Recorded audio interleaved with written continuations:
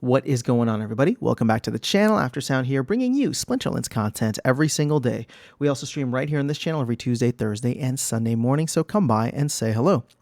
All right, guys, I'm trying to do a little long-term planning here, and I know that I've come out and said many times that I have no intention of maxing out my Chaos Legion reward deck, and at this point, I don't think I'm going to max out everything, right? At least that was the way that was my thinking 18 months ago.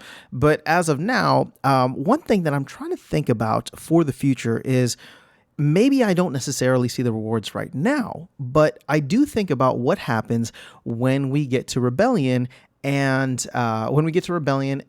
Modern shifts, and so therefore Untamed is rotated out, and we have Chaos Legion and Rebellion only. And one of the things that I think about is like, well, you look at the value that the reward chests are playing. And so I know I'm talking a little bit more high level here, but I am trying to get feedback from you guys. This is actually a question for the community here, for those people that do play in either gold, diamond, or champion, because at this point, you know, I spend a good majority, not a good majority, but a significant portion of the season in gold, and then jump up to diamond for maybe the second half of the season. Now, with the ratings changes that are upcoming, I will be probably staying in diamond as long as I can make it to diamond 1. I should only drop to diamond 3, which again, it's still going to be a struggle because it's not as easy. But moving forward, my thought process is, well, my deck is good enough to get into Diamond 1 sometimes, and easily Diamond 2 every season. And I attribute the fact that I'm not able to make it to Champion, and I don't really try. I don't do the grind where I just, don't care about my ECR, just go straight for ratings, right, and just really try to get whatever I can. My thing with this is that I do wonder if in 6 to 7 months when Rebellion comes out and Untamed rotates out, if I have all of the Chaos Legion legendary cards, legendary summoners, and even the regular summoners maxed out, or at least like the cards that are super meta from both Chaos Legion and maybe even Rift Watchers once that starts to pick up. Is there a chance then that I could actually be one of the people with this deck that would be able to make it into Champion? Now, again, the game could look very different in 6 to 7 months. We could have a bunch of new people. We could have the same people here, and it would just be, well, maybe the competition doesn't change at all, and it's like, well, I'll just be facing the same people, but with newer cards available with something like Rebellion. So, you know, I'm trying to, maybe this is a better question, not for the people who already are able to get into Champion, but for people who are kind of in the same level as me, where it's like you spend some time in gold, or maybe you spend most of your time in diamond, and Champion is just, it's there. If you can hit it, it's like an achievement, but you don't get it every season like some of the other players do, right? So that's my question now. Is this the time in your mind to kind of make that investment? And again, this isn't investment advice. This is not financial advice.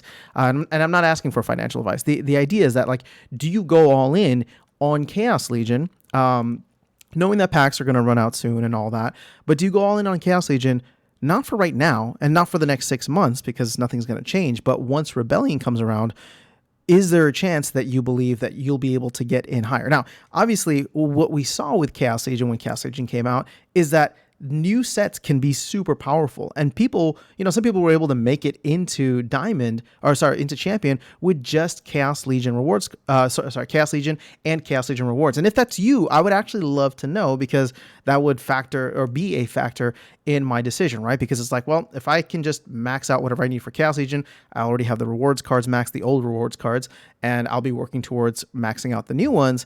Well, the question then becomes, well, can I get into Champion much more regularly? Because look at this pool in Champion. And I know we're at the beginning of the season, or roughly in the beginning of the season still, so it's significantly higher.